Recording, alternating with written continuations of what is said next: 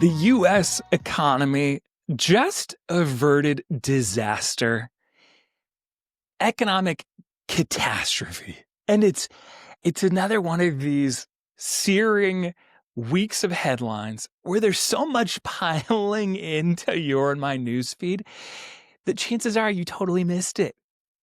And what I just witnessed in the Chinese trade war demonstrated some of the most interesting realizations for me that ultimately demonstrate how China has successfully, what I'm going to call, planted Trojan horses throughout your and my economic outlook, and how they are systematically playing a very shrewd game on every critical technology, and that most of the storyline goes back not 5 years, 10 years, but 30 or 40 years. And interestingly, I'm going to use the exact headline from this last week, not about all the other things that I find existentially important, renewable energy, solar panels, or the humanoid robots, or how AI is going to fuel a new era of disruption that's unprecedented. Each of those are interconnected, and China has run the same playbook that they have been perfecting for 40 years. But the one that I'm going to talk about, drum roll please, it's special rocks, rare earth minerals. Once again, if you're like me, chances are that hadn't even popped up on your radar until maybe a month ago when, within the Trump-Xi Jinping trade war started to hit a new kind of decibel, October 9th. China said, oh, well, if the U.S., you're going to threaten this list of exports, we'll just turn off rare earth minerals. I'm going to describe how the cascading of that could have, within a matter of a couple months, ground to a halt U.S. battery production, electric vehicles, the entire Tesla manufacturing ecosystem would have been quite literally flattened. Core renewable technology, rare earth minerals, it's perhaps one of the most fundamental building blocks to the U.S. technology and defense industries, and China has a monopoly. A monopoly that should have had us freaking out for 30 years. But I'm gonna tell this story not in a not in just this purely professorial kind of boring template of bullet points, because as I uncovered this, I was like, oh my gosh, I'm literally reading something that feels way more akin to an amazing episode of Game of Thrones with palace intrigue and backstabbing and these long festering vendettas that come out and surprise you years later. That's what just happened this month. So before you tune out on, oh my gosh, Quinn wants me to listen about rare earth minerals. Nerd, no, don't give up, because the story is incredibly instructive. And each of the critical technologies that will define your and my next decade on this earth, China is running the exact same playbook that they have been instituting with rare earth minerals for 30, 40 years. And unless we understand the playbook, they're going to run roughshod over us. And most importantly, I'm an AI entrepreneur. I'm trying to understand, is this playbook about to transpire in the AI industry too? And a lot of signals are pointing that way. So here we go. Hold on. I'm going to keep this quick. I'm going to focus on, once again, the Game of Thrones dramatization. And it really starts with almost like chapters in a book of the Chinese playbook. And in each of the core technologies that we're going to hit on, once again, solar panels, robots, steel manufacturing, drones, list all the core critical technologies. The pioneering occurred in the U.S. just like it did with rare earth minerals when the sole rare earth mineral mine in the U.S. was discovered outside of Vegas in 1945 when miners were looking for uranium deposits for the Manhattan Project just down the street. Well, like, what a cool story. If you've seen Oppenheimer, it's like, oh, literally in that locale, like, I've driven from Los Angeles to Vegas a handful of times. The one and only mine in the US that has close to like 45 years of rare earth mineral deposits in it is literally like a stone's throw from the 15 freeway. So when you're driving from LA to Vegas, about 45 minutes before you get there, if you pulled over in 1945, you would have discovered trillions of dollars in resource in one hole. Debatably in the entire Western Hemisphere, much less in the United States territory. In fast succession, those miners did well and discovered all of the variable use cases for these otherwise niche. There's all these, deciding how deep to go into, like, I was reading all these crazy words like baltasonite and these particular forms of like productive magnets. But long story short, each of the core technologies that I just described, the building block was discovered. The processing technology and system was optimized in the US. And for the first 40 years, the US had, at the time, its own, not quite monopoly, but 70% global market share. Just like each of the critical technologies I'm going to bring up. So just keep assuming like this is the template. The US discovered it, pioneered it, innovated, like deservedly established a 70 to 80% global market share. And then the central planning of the Chinese Communist Party post Mao Zedong and post, oh man, there's a part of me that wants to like explain all the depths of the Cultural Revolution and the Great Leap Forward. But if you want to read about basically 1958 to 62 for the Great Leap Forward, Mao Zedong tried a variety of very aggressive central planning and like industrial policies that were so aggressive they did not work, and it led to debatably 45 million Chinese starving. So anyway, read that in the 50s and 60s, skip it for now. But it actually is a very logical next step towards his most important successor in the 80s, Deng Xiaoping. Another one of these stories that's like was his lieutenant, got exiled, quite literally worked in like forced labor for a handful of years, returned as Mao Zedong's health deteriorated, and has all these stories that myself, when I was studying economics in college, like the stories that kind of entered the American folklore are these stories and images of Deng Xiaoping saying, we're going to open up China to foreign trade. We're going to institute free market capitalism in its own way, shapes, and form. I love this photo. And like my econ professor showed it to me in college to prove Deng Xiaoping was so different. Here's a photo of him with George H.W. Bush with this massive, like, barreling Texas cowboy hat at like a rodeo. So all of a sudden it's like, this isn't the Mao Zedong of a decade earlier.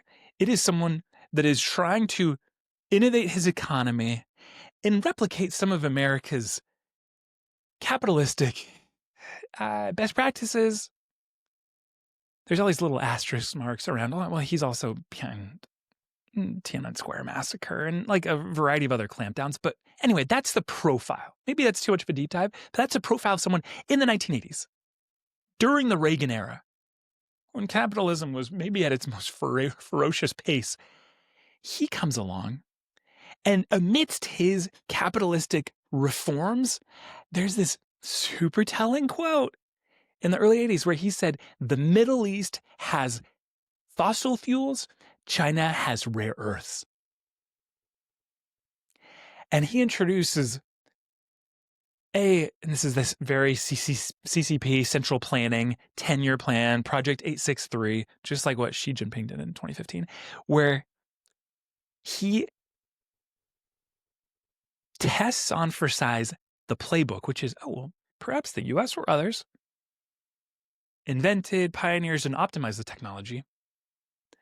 But we're going to intentionally in China have a disregard for all the intellectual property rights and intentionally use a cheaper labor workforce that economically was like almost there's all of these ways that the Chinese government has depressed wages intentionally, depressed the Chinese yen intentionally to maximize an export-driven economy. That started in the 80s. At the same time that Project 863 pushed such massive subsidies on critical sectors that whether it started with cheap toys and clothes, t-shirts, shoes, that all of a sudden it didn't matter what the actual cost was to develop in the US, much less the cost to develop in China. Because of such egregious subsidies, the t-shirts and shoes, Deng Xiaoping's administration, intentionally priced globally at 30% below their own production cost. A decent business in the US, you want a 30% profit margin. They did the opposite. A 30% like net income loss priced in. They did that with the t-shirts, the tennis shoes. Starting in the 80s, they began doing it with the rare earth minerals. Fast forward to the 90s, there is this story in economics around China climbing the economic value chain.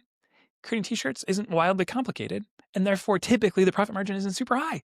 But as you go up the value chain and introduce more complexity and therefore defensibility, you're able to increase pricing power, push a higher profit margin. T-shirts, shoes, steel in the 1990s, that was the big story.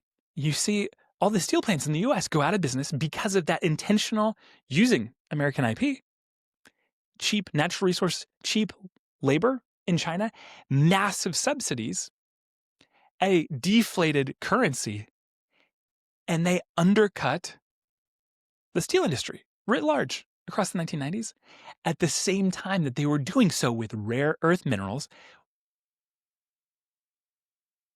With that playbook, and all masterfully from 1990 to 2000, they so depressed the cost of rare earth minerals.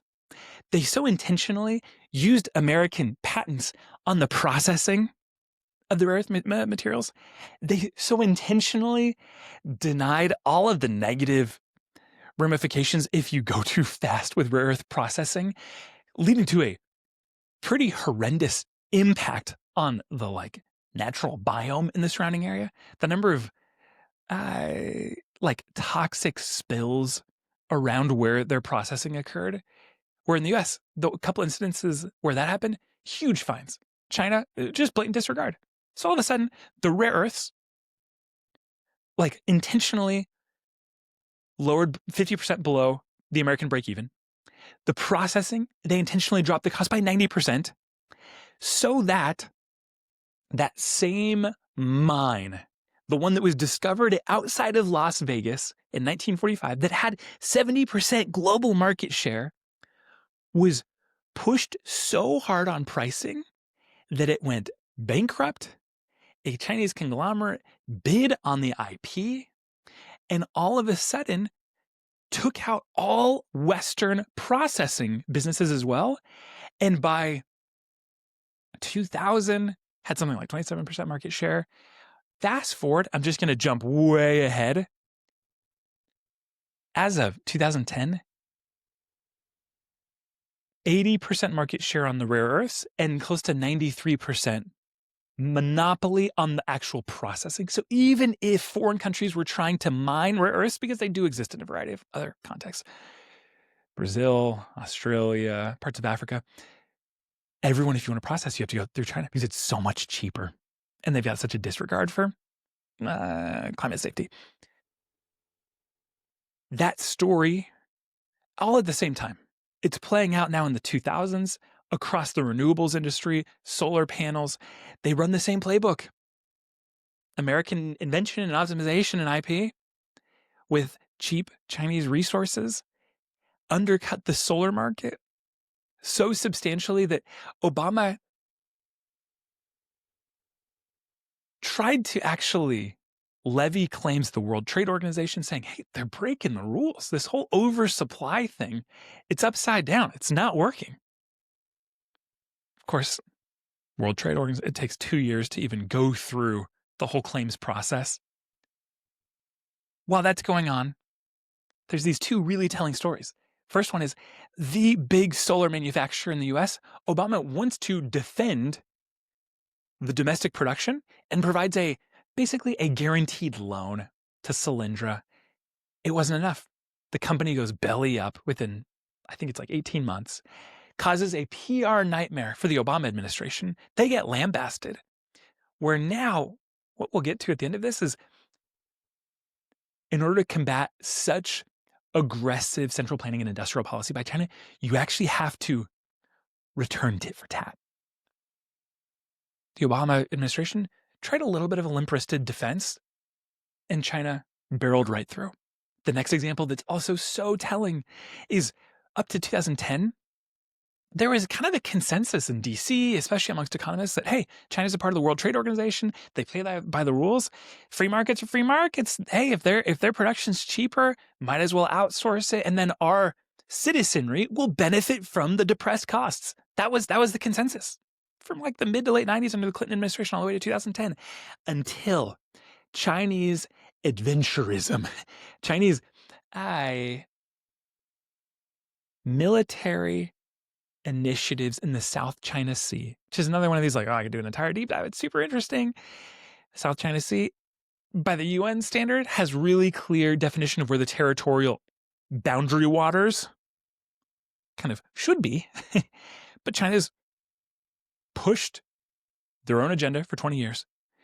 There's been numerous flame-ups, especially with Filipino sovereignty, a little bit in Indonesia, but in 2010 or 11, there is an incident with Japan where the Chinese Coast Guard intentionally ram Japanese fishing vessels right off of like the Senkaku Islands. I'm doing this whole thing from memory, so it's Senkaku, I'm pretty sure. And it really quickly escalates to kind of this like, hey, okay, mid-level geopolitical crisis. What do we do? Japan starts threatening sanctions of all these varied forms. And China, knowing that they had successfully planted a Trojan horse in the Japanese economy, make one threat. Oh, if you disagree about the fishing vessels off Senkaku, we will turn off all exports of all rare earths to the nation of Japan. And that's one of those, whoa, wake-up call. China is not playing by WTO standards. They are not playing by the rules at all. This is the exact opposite of the Washington Consensus. And within a matter of days, production lines across Japan for key companies that you and I know, Sony and Toyota, production halts overnight. The stock market drops by close to 20%. Japan didn't have reserves built up. It's so fascinating. It's like, oh, the third largest economy didn't realize it had such a huge chink in its armor. That starts to raise the alarm bells in the US, but still not sufficiently. China plays this intelligent game where they didn't, according to WTO standards, they didn't explicitly halt exports. They added a variety of licensing that all had these really long durations for approval and all these complicated rules that technically Japan couldn't even comply with. So it's this like form of legal warfare that technically played according to the rules, but when you zoom out, the de facto reality is that Japan trusted long-term Chinese supply and had no plan B. I'll keep going on. What does Japan do? They wisen up. They end up cutting a quick deal with China with a lot of concessions. Bring the rare earth exports or imports into Japan back up to speed. turn their economy back on, and instantly go looking, where else can we import from? We need to diversify. We need not days of reserves. We need 9 to 12 months of rare earth minerals reserved within Japanese borders. They cut kind of a novel, like groundbreaking deal with an Australian rare earth mineral plant where they acquired a large equity stake in the Linus mine, and successfully, within a matter of a couple of years, balanced their import allocation away from China so that China's Trojan horse, the chink in the armor, was removed. Makes a lot of sense. But now, fast forward all the way to, where are we as of a month ago? There has been more of these, I'd call them like limp-wristed initiatives in Congress post the Senkaku crisis with Japan, saying, do we have that same vulnerability? Our mine that has 45 years of reserves outside of Vegas has been turned off for 15, 20 years. All the processing was offshore to China decades ago. Even 2 years ago, the US had zero rare earth mineral production. Zero. And even if we did start mining again, the timeline for us to rebuild the processing technology so that we aren't still dependent on China would take 8 to 10 years. Huge, huge vulnerability. But all the congressional actions weren't effective. They didn't light the fire. Until, this is why it's all so relevant today. And the corollaries could not be more clear with other critical technologies, is on October 9th, in the US trade war, Xi Jinping's administration did the exact same Senkaku Island playbook. It's not that they refused rare earths, but they added the same, hey, here's the licenses, here's the process, it's going to take a year. The US has maybe a couple months of reserves. If rare earths actually were cut off from the US economy and industrial base, it's all the companies that I've already hinted at, the Teslas, the semiconductors, the renewable technology, the battery systems. The really spooky one, though, is our defense. Department of Defense came out and explained every key weapons system in our arsenal requires rare earths. And we have less than 2 or 3 months of supply. If anything, my first gut reaction, because I loosely understood how disproportionate Chinese monopoly was, my first response though is I'm like, oh, I'm actually so glad that China exposed our vulnerability during a trade war, not a military confrontation. I've got all these little funny metaphors that are bouncing around my head, but it's almost like, okay, if I'm playing poker and you have a great hand, what do? You try to drag me in and get me betting, and finally on the river, then you go, boom, all in. If anything, it feels like they went all in on the first round of betting. Like, meaning, oh, that gave us a lot of time to pivot. It's a trade war. It's a kick below the belt, and it's got to be a wake-up call. It's got to be a wake-up call. That assuming 20th century American laissez-faire capitalism, that applies when you're working with other good faith nations that actually comply with our trade agreements and World Trade Organization standards. But that's not their playbook. It's not their playbook. And instead, in order to defend against such aggressive industrial policy, requires not an Obama loan guarantee. It requires pretty aggressive action. And this comes from someone that all my training in economics was like pretty libertarian. Like all my professors, my favorite professor was a basically like a contributing scholar at the Cato Institute, which is like the libertarian, hands-off school of thought in economics. So this actually isn't my instinct at all when it comes to economic policy, but from everything I've laid out, it actually becomes really clear that the playbook necessary, especially knowing we have one mine in zero processing production, needs a tit for tat strategy.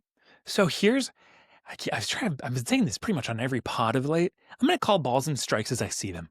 I'm actually trying to be pretty, I don't know, empirical or unbiased. And if you listen, you know that anything about Trump enriching himself or anything about retribution against his political opponents or dismantling the constitutional order is such a red line for me. It's a non-starter. But I think in order for anyone in politics to build a coalition, you need to have some integrity around, hey, actually, here's some things that Trump and his team got right. And interestingly, right now, what Secretary Bessent at the Treasury did within a matter of days of Chinese action on October 9th, believe it or not, I give him a lot of credit. I think it was the right response to the Chinese playbook. And here it goes quick. The mine outside of Vegas, it's called Mountain Pass. Thankfully, a group of investors and founders, I think it's like 2017, reacquired it at pennies on the dollar, but still had a very hard time spinning up production because they, over 30 something years, the track record was clear. As soon as Mountain Pass starts humming again, China will push an absolute supply glut, force the prices down, and try to bankrupt them. So how do you run a business when that's your threat and you're backed by hundreds of billions of dollars in Chinese subsidies?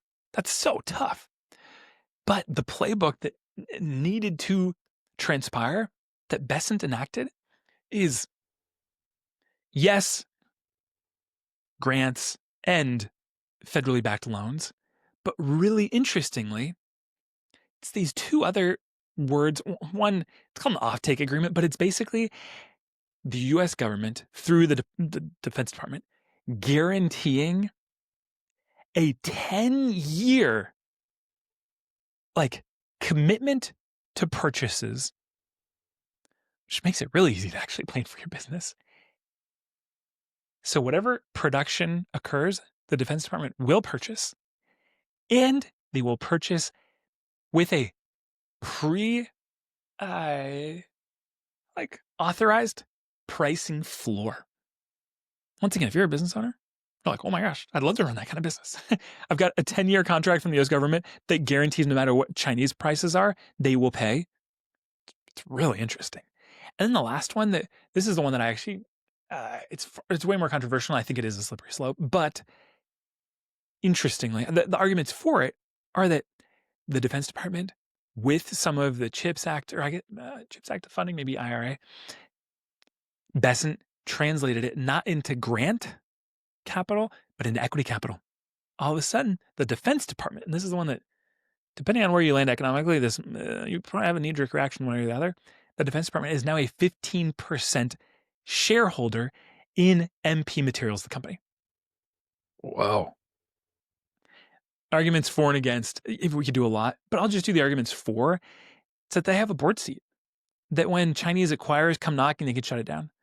When China tries to push nasty contracts and expedite processing in their territory, the U.S. government can say, hey, we're a shareholder. It's a non-starter for us. It's interesting. I think the one that I'm most intrigued by, that I haven't read much about, but it's a compelling signal to China to actually stop playing games, because for the first time, we're going to enter that kind of trade war with the correct amount of both protection and, when I say weaponry, I mean like economic weapons or tools. So in a way, in the military jargon of deterrence, I would actually call it a pretty interesting strategic attempt at deterrence to stop all of the Chinese antics that have previously made rare earth material processing in the US fiscally plausible. If you're my parents' age and you kind of grew up in the like Reagan era economic policy that was super hands off, deregulatory, kind of trickle down supply side economics, this flies in the face of every part of it. There's nothing about this that is laissez faire, hands off free market capitalism. This is state owned enterprise. That's the kind of stuff that Reagan and kind of his peers absolutely ridiculed. It's what groups like my economics professor at Pepperdine at the Cato Institute also totally castigated and described as like a guaranteed failure of a strategy. But on national security technology, it's actually, this case is perhaps the one that I'm most convinced by. When you get into the slippery slope kind of other side of the argument, like, oh, well, if the US is buying and owning major stakes in companies, aren't they playing kingmaker? Aren't they contorting the economics and actually going to drive corruption and inefficiency? The interesting one here is there's only one mine in North America. There's only one. So they aren't playing really kingmaker because there's only one contestant. Rare earth minerals are so critical to our national security, much less just our economic security. That for me, I'm like, hey, Besson, I'm actually going to give you two thumbs up. I think it's the right response. Buying, oh geez, what was it? 10% Intel. That's the one that, those skills are a little more convoluted to litigate on which side I land on. But for this, I'm like, actually, hats off. China's playbook after 30 to 40 years of taking US innovation, massively, both quite literally applying fiscal stimulus, depressing the currency, forcing labor costs through the floor, and just price gouging writ large so that they can bankrupt the competitors, acquire them at pennies of the dollar, and declare a monopoly and then raise prices. That playbook is abhorrent, un-American, and needs proper defensive measures. So here's where I'm gonna start to transition. Let's see how long I've been going.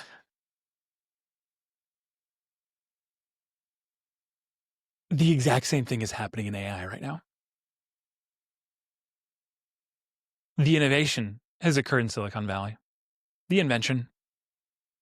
But the DeepSeek, the one that we all heard about probably 7-8 months ago, and now all of China's big tech players that really are just like direct replicas. Instead of Google, they've got Baidu. Instead of Amazon, they've got Alibaba. Each of those players are actually quite literally, it's fascinating. The Chinese Google is using the American Google's exact playbook in AI, but they're lowering their cost basis through aggressive subsidies by 98%. Imagine that. How do you run a business against someone that's undercutting you by 98%? It will have a series of really damaging effects to the US economy. It undercuts US supremacy. It expands the Chinese sphere of influence. Each of those core technologies from the last 30 years, the t-shirts to the steel manufacturing, to the solar panels, to the drones, and now the semiconductors. And now up next, the AI LLMs and the humanoid robots and all of the technology that Xi Jinping has declared a Chinese priority. Each of these technologies, they are massively undercutting the West on price, and therefore it is Chinese technology that is monopolizing the majority of the global South's economy, the Latin America, Africa, Southeast Asia, when you travel, it's not US technology that's fueling the telecom growth or the mobile phone adoption. It's Huawei and their 5G. That provides inordinate control.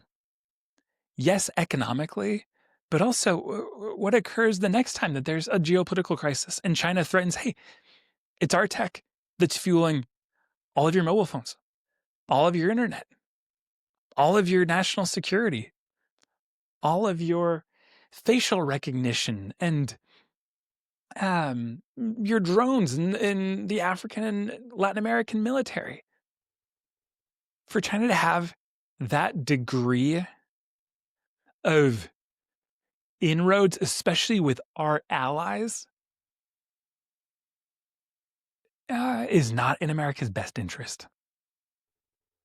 So, as I study where just AI is going to be going in these coming years, I actually have been shifting over the last months about what the US playbook in defense needs to look like.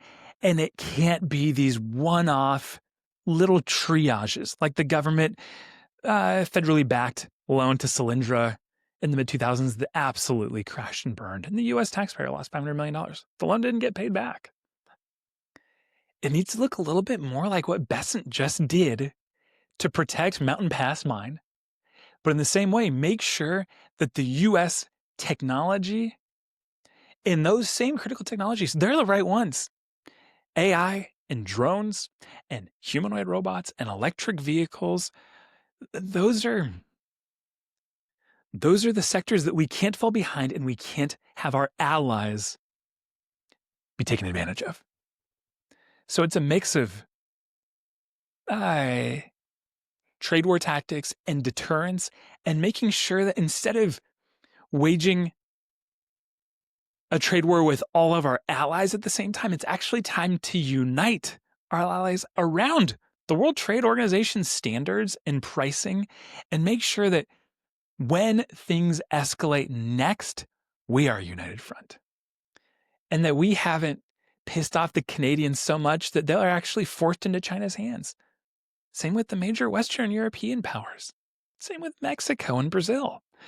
The stakes are high, but the Chinese playbook, for me, has become inordinately clear in the last month. It's the same playbook they've been running since the early 80s under Deng Xiaoping. And